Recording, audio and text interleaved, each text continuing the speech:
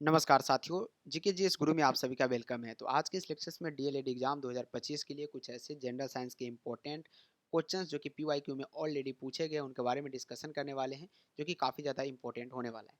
26 number सवाल 25 तक हमने क्लास 1 में कर लिया था। 26 नंबर क्वेश्चन है आपके स्क्रीन के सामने। क्वेश्चन का आंसर जो है फटाफट से देने का प्रयास करिएगा। किसी असंतुलित बल द्वारा किसी पिंड में उत्पन्न त्वरण बताइएगा, यानी ए का मान आपको बताना है। असंतुलित बल, वो जो है असंतुलित बल है और किसी पिंड में उत्पन्न त्वरण क्या होगा, तो ये जो है बल के व्युत्क्रमानुपाती होता है, बल के अनुक्रमानुपाती होता है, या बल के प्रभाव से स्वतंत्र या शून्य होता है। ये आपको फटाफट से बताना है। तो किसी असंतुलित बल है, वो संतुलन अवस्था में नहीं है, तो बल द्वारा किसी पिंड में उत्पन्न त्वरण, मान लीजिए ये किसी असंतुलित बल जा रही है और ये पिंड है, ये पिंड है और इस पर जो है एक बल लगता है, तो इसमें जो त्वरण आती है, त्वरण यानी ये कितने त्वरण से आगे की ओर बढ़ेगा, ये आपको बताना है। तो ये शून्य हो जाता है। क्यों शून्य हो जाता है कि यहाँ पे पिंड रखा गया है और पिंड का भार जो है ये असंतुलित बल जो इधर से लगाया जा रहा है इससे काफ़ी अधिक होगा। तो इसका क्या होता है, पिंड का त्वरण जो होता है वो शून्य हो जाता है। आपस में दोनों क्या करते हैं, ये इधर से बल लगाते हैं और ये पिंड जो इधर से बल लगाता है, तो आपस में यहाँ पे शून्य हो जाता है। Option number D correct answer होगा। अगला सवाल है कि मोती मुख्य रूप से बना होता है, मोती जो है मुख्य रूप से किसका बना होता है बताइएगा। कैल्शियम ऑक्जेलेट को, कैल्शियम सल्फेट, कैल्शियम कार्बोनेट या कैल्शियम ऑक्साइड को। तो मोती जो है, ये मोती मोती जो है मुख्यतः यहाँ पे मुख्य रूप से बना होता है, बताना है आपको। फटाफट से बताइए, क्वेश्चंस काफी इंपॉर्टेंट है। आंसर जो है अपना अपना कमेंट बॉक्स में देने का प्रयास कीजिएगा। मोती मुख्य रूप से बना होता है, तो मोती जो है ये कैल्शियम कार्बोनेट का बना होता है। ऑप्शन नंबर यहाँ पे सी करेक्ट आंसर होगा, कैल्शियम कार्बोनेट। अगला सवाल है, लोहा का क्यूरी ताप होता है, लोहा का क्यूरी ताप बताइएगा। 450 डिग्री सेल्सियस, 575, 770 या 780 डिग्री सेल्सियस में आपको बताना है कि लोहा का क्यूरी ताप कितना होता है। लोहा का क्यूरी ताप जो होता है 770 डिग्री सेल्सियस, जो कि ऑप्शन नंबर सी में दिए गए। ये इसका राइट आंसर होगा, ऑप्शन नंबर सी। अगला सवाल है कि गैस के विसरण हेतु आवश्यक शर्त है कि उनके बीच रासायनिक प्रतिक्रिया है, बताइएगा। गैस के विसरण, मान लीजिए गैस है और काफ़ी जो है संपीड़ित है, काफ़ी संपीड़ित है, यानी काफ़ी जो है कस के भरा हुआ है। तो विसरण हेतु इसका विसरण करना है। आवश्यक शर्त क्या है कि उनके बीच रासायनिक प्रतिक्रिया कैसा होनी चाहिए, संभव होनी चाहिए, संभव न हो, धीमी हो या तेज हो। 29 नंबर क्वेश्चन से आपसे पूछा जा रहा है, काफ़ी शर्त वाला सवाल है। तो इसका जो राइट आंसर आएगा वो क्या होगा, संभव हो न हो। अगर रासायनिक प्रतिक्रिया हुआ तो गैस जो है वो ब्लास्ट कर जाएगी, तो इसमें क्या होनी चाहिए कि संभव न हो कि उनके बीच रासायनिक प्रतिक्रिया हो, आपस में वो हट के ही रहे। अगला सवाल कि मानव की आंख वस्तु का प्रतिबिंब निम्न में से किस भाग पर बनाती है। मानव की आंख जो है, ये मान लीजिए मानव की आंख है, ठीक है, ध्यान देंगे, ये मानव की आंख है। तो वस्तु यहाँ पे रखी गई है, तो मानव की आंख वस्तु का प्रतिबिंब, ये वस्तु का प्रतिबिंब किस भाग पर बनाती है, यानी आंख के किस भाग पर इसका चित्र बनेगा, तो ये जो है रेटिना पर बनता है। आंख के पीछे जो होती है यहाँ पे एक रेटिना लगी होती है।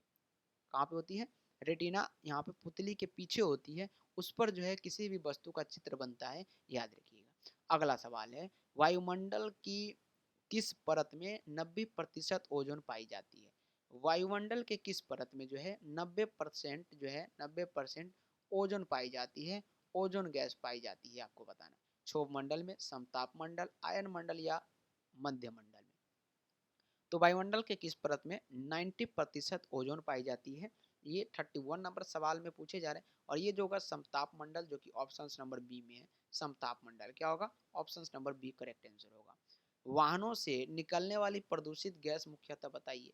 वाहनों से निकलने वाली जो है प्रदूषित गैस कौन सा है, कार्बन डाइऑक्साइड है, कार्बन मोनोऑक्साइड है, मार्शल गैस है या नाइट्रोजन ऑक्साइड है। तो वाहनों से निकलने वाली जो है प्रदूषित गैस मुख्यतः कौन सी है। 32 नंबर सवाल का जवाब कार्बन डाइऑक्साइड आएगा, जो कि ऑप्शन नंबर ए में है, कार्बन डाइऑक्साइड, याद रखिएगा।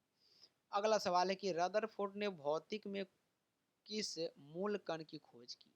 रदरफोर्ड जो है, रदरफोर्ड साथियों भौतिक में किस मूल कण की खोज की थी, इलेक्ट्रॉन की, प्रोटॉन की, न्यूट्रॉन की या मेजॉन की। तो चार ऑप्शंस आपके स्क्रीन के सामने है, तो प्रोटॉन याद रखिएगा। रदरफोर्ड ने जो है भौतिकी के प्रोटॉन की खोज की थी, इसका प्रोटॉन की।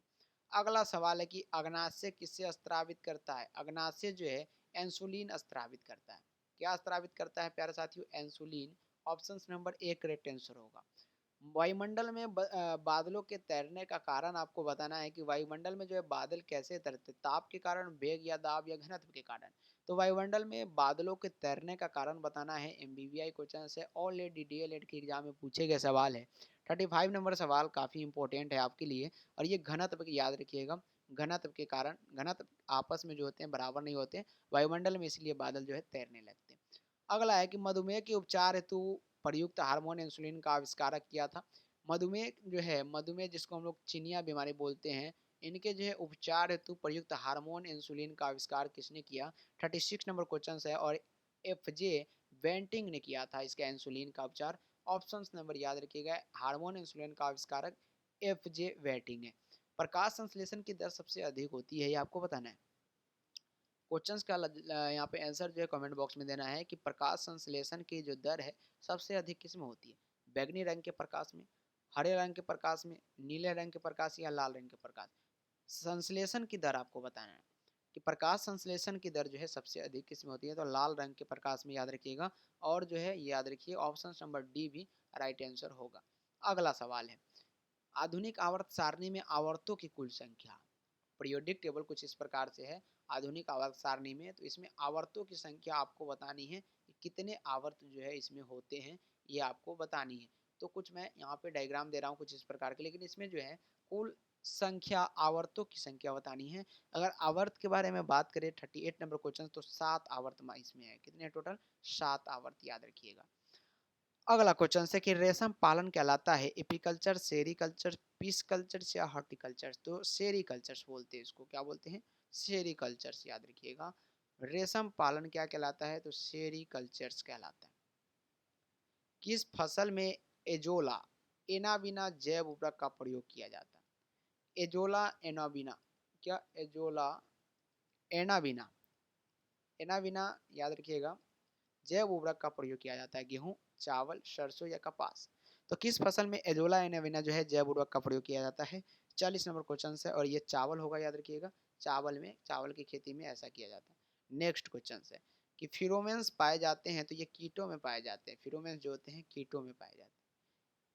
चिलगोजा किससे प्राप्त होता है? चिलगोजा, तो चिलगोजा जो है साथियों ये किससे प्राप्त होता है? 42 नंबर सवाल है, पाइनस से। पाइनस से क्या होते हैं? यहाँ पे चिलगोजा प्राप्त होता है। नेक्स्ट सवाल है, हरा प्रोटोजोआ के नाम से जाना जाता है। हरा प्रोटोजोआ के नाम से जो है युगलीना जाना जाता है। कौन सा? युगलीना जाना जाता है, याद रखिएगा। आईसी चिपों का निर्माण किसने किया था? तो ये सेमीकंडक्टर से। आईसी चिपों का निर्माण किया जाता है सेमीकंडक्टर से किया जाता है, याद रखिएगा, सेमीकंडक्टर से। नेक्स्ट क्वेश्चन, वायुतक पाया जाता है। वायुतक जो है साथियों ये हाइड्रोफाइट्स में पाए जाते हैं। कहाँ पे? हाइड्रोफाइट्स में। श्वसन मापन का यंत्र कहलाता है, तो रेस्पिरोमीटर। रेस्पिरोमीटर जो है श्वसन मापन का यंत्र कहलाता है। अगला सवाल है कि इलेक्ट्रॉनिक शासन प्रदान करने वाला देश का पहला राज्य कौन सा है? इलेक्ट्रॉनिक शासन जो है अपने देश का पहला ऐसा राज्य है जिन्होंने, पहला राज्य जिन्होंने प्रदान करने वाला है इस देश का। तो 47 सवाल का जवाब जो है सभी का केरल आ रहा है, जो कि इलेक्ट्रॉनिक शासन लगा लिया है केरल ने। बिल्कुल राइट आंसर है, काफी विकास के कगार पर है। चुंबकीय सुई किस तरफ संकेत करती है? चुंबकीय सुई जो होते हैं, मैग्नेटिक सुई जो होते हैं, वो किस ओर संकेत करते हैं हमेशा? तो वो जो है उत्तर की ओर संकेत करता है, याद रखिएगा, उत्तर की ओर यहाँ पे संकेत करता है। कंप्यूटर भाषा जावा के आविष्कारक कौन है? जावा के अगर आविष्कारक के बारे में अगर आपसे पूछा जाए, तो जावा के आविष्कारक जो है सन माइक्रो सिस्टम, जो कि ऑप्शन नंबर सी है, याद रखिएगा। और आज का ये लास्ट सवाल आपके स्क्रीन के सामने है कि अभिसारी लेंस वह होता है जो किरण फैलाती है, किरण एकत्रित करती है, काल्पनिक प्रतिबिंब बनाता है, वास्तविक प्रतिबिंब बनाता है। तो अभिसारी लेंस का कार्य क्या होता है? कि ये किरण एकत्रित करे, याद रखिए, option number B correct answer होगा। तो 50 ऐसे क्वेश्चन थे जिसको हमको जिसको 2 ऐसे लेक्चर्स में कवर करने का हमने प्रयास किया, जो कि काफ़ी ज़्यादा इंपॉर्टेंट क्वेश्चन था और डीएलएड के लिए काफ़ी ज़्यादा इंपॉर्टेंट है। वीवीआई था फाइनल आपके डीएलएड एग्जाम के लिए, ये सारे क्वेश्चन थे। मिलते हैं फिर अगले क्लास में, तब तक के लिए bye bye and take care. जय हिंद एंड जय भारत।